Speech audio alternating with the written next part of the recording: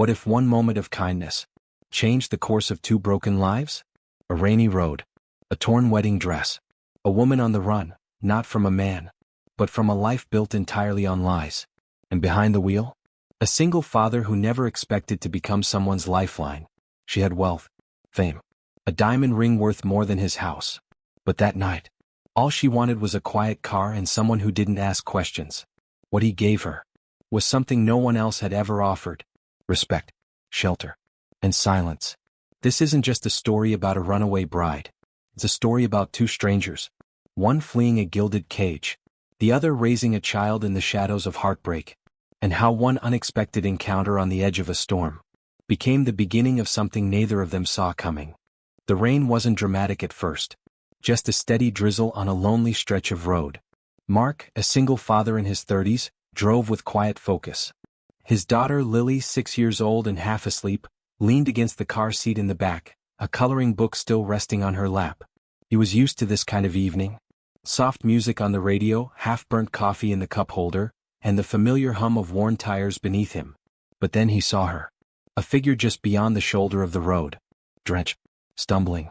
She wore a white dress, torn at the hem, soaked through, and her arms hugged her chest as if bracing against more than just the cold. Mark slowed instinctively. He didn't hesitate. Not because he was a hero, but because he'd seen that look before. The look of someone with nowhere else to go. He rolled down the window. "Do you need help?" No answer at first. Just a hesitant glance. And then, without a word, she opened the passenger door and got in. The air inside filled with the scent of rain, perfume, and panic. Her hands trembled. Her dress was laced with mud. But she didn't cry. She sat still, silent, staring straight ahead. Lily stirred in the back seat. "Daddy, who's that?" Mark glanced at the mirror, then back at the road. "Just someone who needs a ride." In that moment, the car wasn't just a vehicle. It became a sanctuary. For a man who'd been abandoned, and a woman who had just walked away from everything. The rain tapped gently on the windshield, like a ticking clock that refused to be ignored. Mark drove slowly, the tires hissing across wet asphalt. The woman beside him sat stiffly, arms wrapped around her middle, as though she might unravel if she let go. Minutes passed. Long, delicate minutes. "You okay back there, Lily?" Mark's voice broke the silence. "She's pretty," Lily whispered. A small, sad smile tugged at the woman's lips. But she said nothing. Mark glanced over, careful, not pressing. "I'm Mark," he said gently. The woman turned slowly to him. Her makeup had run in streaks. Her hair clung to her cheek. But her eyes, clear and glassy, held something old. "Elena," she said finally. The name hung in the air like a confession. "You in trouble?" he asked, not out of fear, but concern. She shook her head, but the motion wasn't convincing. "I ran away." Pause. "From the rehearsal dinner." Mark didn't react. He let her continue at her own pace. There was champagne, photographers, laughter. Everything perfect. Until I stepped outside and overheard my fiancée. Her fingers tightened around the hem of her soaked dress. He wasn't talking about love. He was talking about leverage. About mergers. Image control. I was part of a plan. A contract. She swallowed hard. I wanted a partner. He wanted a press release. Mark didn't interrupt. He didn't need to. His silence wasn't empty, it was safe. Elena stared out the window. The city lights were drawing closer now, shimmering like distant promises. "I didn't know where to go. I just started walking. A beat. And then you stopped." Mark glanced at her. Everyone deserves to be heard. Even if they don't know what to say yet.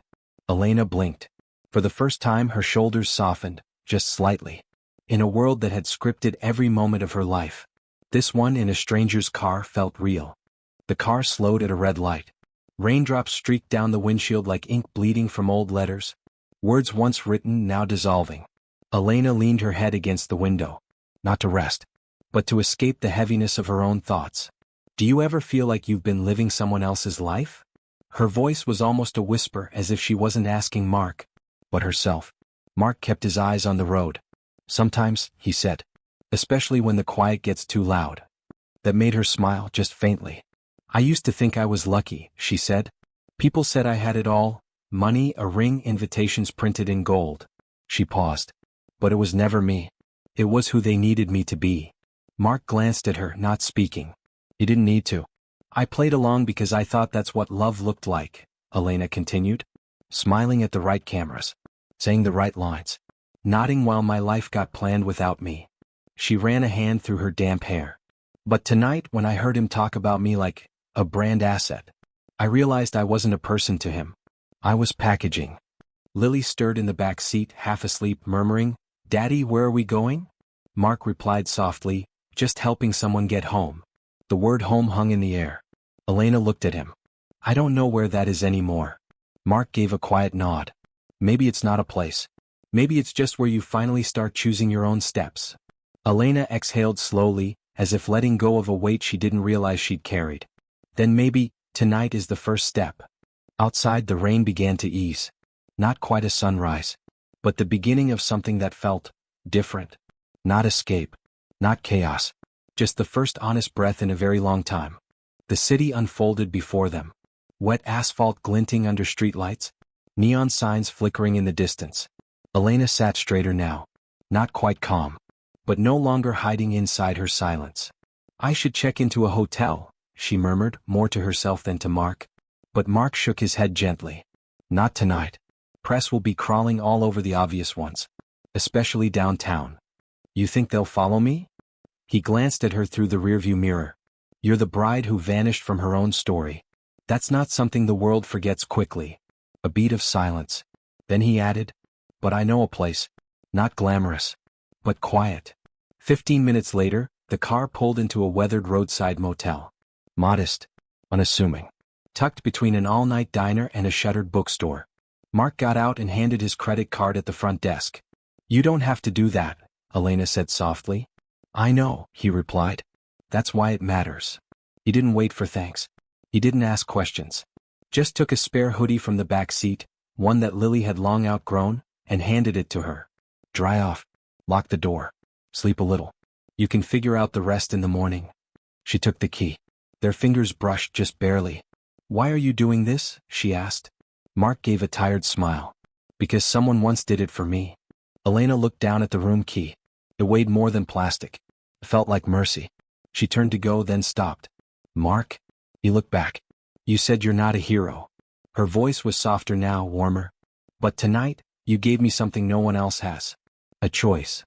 And with that, she disappeared behind the motel door. Not as a runaway, but as a woman who, for the first time, was choosing not to be found. Morning came, soft and indifferent. Like the world hadn't noticed that someone had slipped out of a gilded prison the night before. But the world had noticed. Mark stood in the kitchen, flipping pancakes for Lily when his phone buzzed.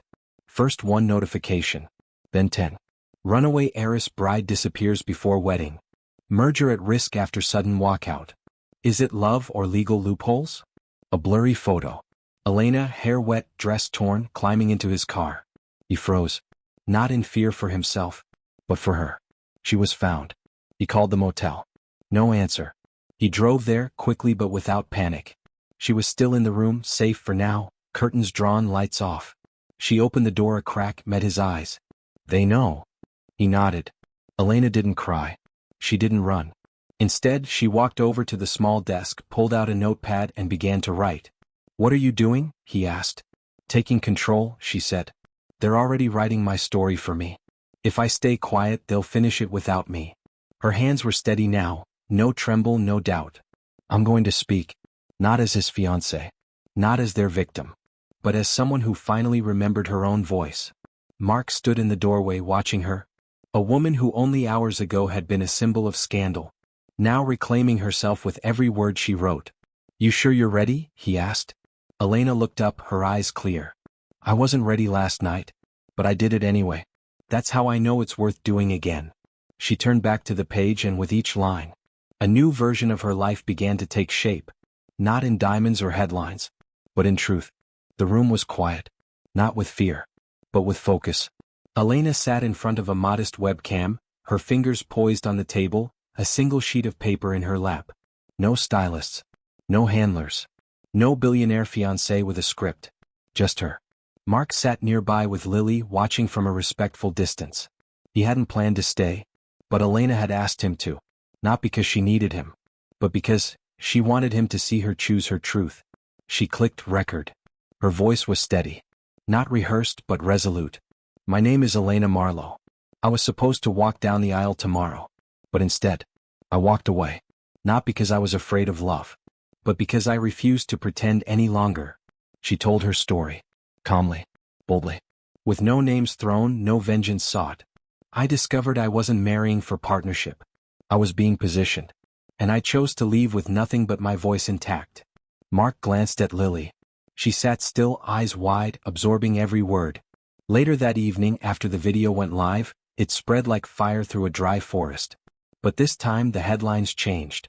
Bride speaks truth with grace. Elena Marlowe, choosing dignity over diamonds. Mark didn't say much. He didn't need to. But as he tucked Lily into bed that night, she whispered, "Daddy, she's brave." Mark kissed her forehead. "Yes, she is." Pause. "Like you." And in that moment, Mark understood something deeper than before.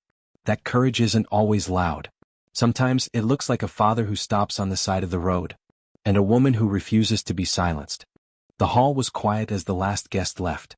Folded chairs, coffee cups half empty, and the soft hush of a closing event. Elena stood at the center of the room, no longer a headline, no longer a bride, but something stronger. Herself. She had just finished her first official event. A public discussion on autonomy, image, and the courage to walk away. No one mentioned the merger. No one asked about the ring. And no one, not even once, called her Runaway. Mark arrived quietly with Lily, slipping into the back row during the Q&A. He hadn't planned to speak, but Elena saw them. Her eyes softened. After the crowd thinned, she approached. "You came," she said. Mark nodded. "Didn't want to miss your first chapter." Elena smiled, not the perfect smile the tabloids once demanded, but one that reached her eyes. "You were the first person who didn't ask me why I left," she said. "You just opened the door." Mark shrugged gently. "Sometimes that's all someone needs." Lily tugged at her sleeve, shy.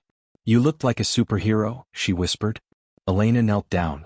"Superheroes make mistakes too, sweetheart. What matters is what they do after." As they walked out together, no one took photos. No one whispered. Just a woman who found her voice. A man who offered quiet strength. And a little girl who now believed that being brave didn't always require a cape. No promises were made that night. But something unspoken lingered. Not love at first sight. Just the soft, steady unfolding of possibility.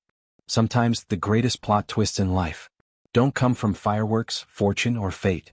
They come quietly. In the form of a stranger who stops when no one else will. In a borrowed hoodie. A seat in the back of a car.